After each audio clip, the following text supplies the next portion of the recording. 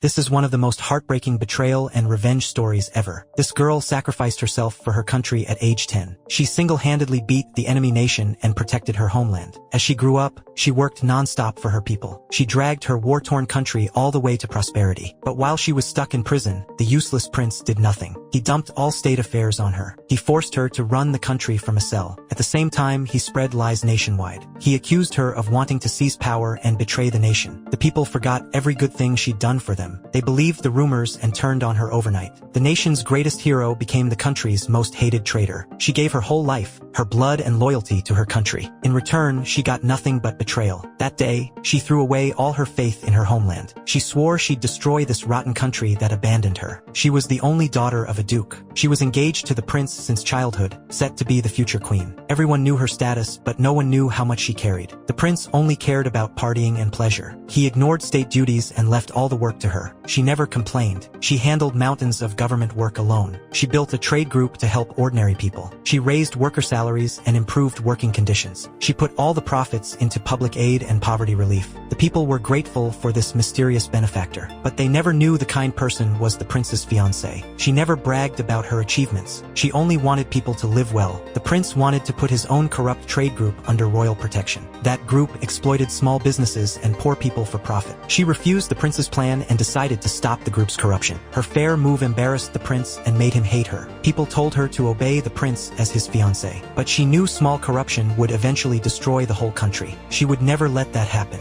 Later, her father and the king had to leave for an international summit. They left her in charge of the national founding anniversary banquet. She put her rest aside and took on the heavy work again. While she worked day and night, the prince fooled around with a pink-haired girl. She stayed calm at first. She thought royal men having multiple partners was normal. She just wanted to settle the issue peacefully. She met the pink-haired girl and noticed her ankle injury. She figured out the girl's injury came from improper behavior. She chose to keep the secret and only told her to stay away from the prince. But kindness only brought her worse trouble. The pink-haired girl lied to the prince. She said the heroine hurt her out of jealousy. On the day of the national banquet, in front of all foreign guests and nobles, the prince publicly accused the heroine of assault. He broke their engagement right away. He threw her into prison and announced his new engagement to the pink-haired girl. The king wanted to come back and fix the mess, but her own father stopped him. He said she should solve the problem by herself. Her family and the royal family all chose to abandon her. She stayed in a dark cell for a whole month. Even in prison, the prince still sent her endless government work. He forced her to keep running the country for him. One night, her maid snuck in with terrible news. The king and her father knew she was innocent, but they chose to ignore the truth. They charged her with treason and planned to seize the trade group she built. Even in jail, she still worried about her people's lives. The maid told her the truth about the whole month. The prince kept spreading fake news to ruin her reputation. The public now called her a traitor who wanted to destroy the country. No one remembered her sacrifices. No one remembered she saved the country at 10. The nobles used her power to stay in control. The prince enjoyed the fruits of her hard work. The fake victim stole her position and honor. Only she suffered for no reason. Finally, she woke up. She gave up all her love for this country. She decided to escape and take revenge on everyone who betrayed her. No one knew her true power. Everyone in this world has magic, but only trained people can form magic into weapons. Her weapon is one of the 7 ancient magic books, the Book of Beelzebub. It records all magic rules and every secret in this world. She used ice magic to create a body double. The double stayed in the cell to fool the guards. She escaped prison successfully after 1 month of wrongful detention. As soon as she walked out, she heard nothing but insults. The people she protected and helped now cursed her as a monster. They celebrated her downfall. They forgot the country's peace and prosperity came only from her. This nation threw away its only true hero. She left her homeland and went to the enemy empire. She found a viscount and asked for his help.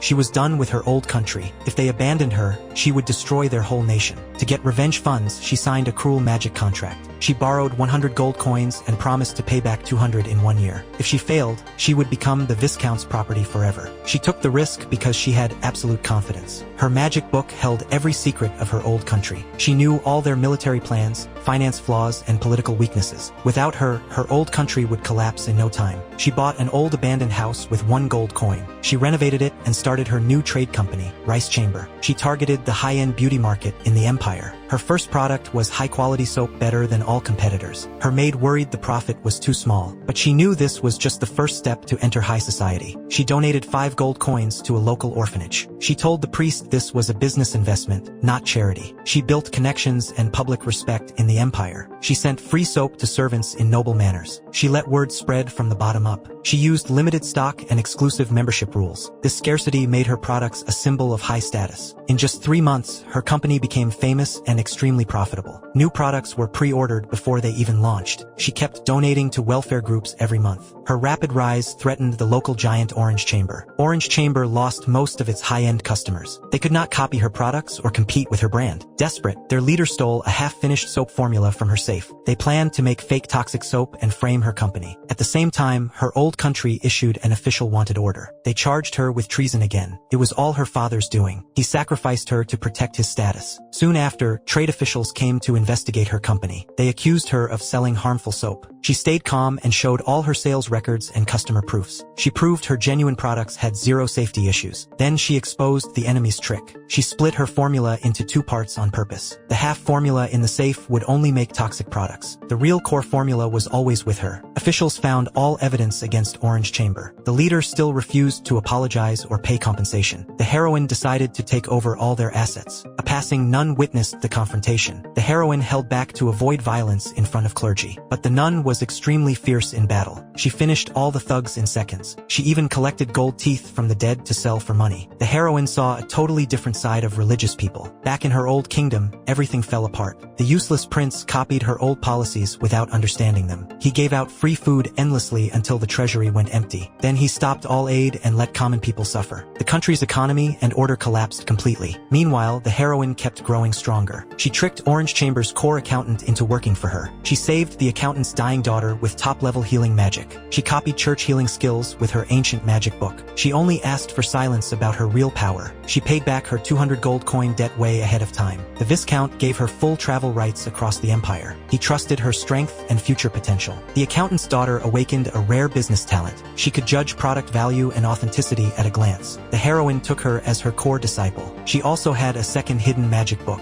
It let her sign contracts with elves and demons for powerful strength. In half a year, her company bought out many competitors. She decided to expand into the empire's capital city. On the way, the road was broken and dangerous. She warned her team to stay alert. Poisoned arrows flew at them immediately. Bandits surrounded their carriage. She walked out alone and killed most bandits in seconds. One bandit begged for mercy, saying poverty forced him to rob. She told her disciple a crucial truth. You cannot show mercy to robbers. Mercy for criminals means suffering for innocent people. Soft hearts get you killed in a cruel world. She ran into the same nun again and gave her a ride to the capital. She explained the logic behind the poor road conditions. Bad infrastructure blocks trade, raises prices, and creates poverty. Poverty forces people to become bandits. It creates an endless vicious cycle for the whole region. They faced a second bandit ambush soon after. The heroine held back from killing because of the nun's presence. The nun killed every enemy without hesitation. She even asked to split the gold teeth profit with the heroine. The heroine refused and gave her all the loot. They finally arrived at the capital city. She attended a high-class noble ball. A famous noble lady publicly praised her skincare products. The heroine announced her company's official launch in the capital. She gave priority membership to all guests at the ball. She pretended limited production to keep her brand high-end. She made membership a rare status symbol for nobles. She gave out free samples and quickly captured the high-end market. She chose to stay in the most luxurious hotel in the capital. She knew low-key living would make nobles underestimate her. Face and strength are everything in high society. Her old subordinate picked out premium stores and manners for her. She paid full price without hesitation. Her business grew fast, and she needed more trustworthy staff.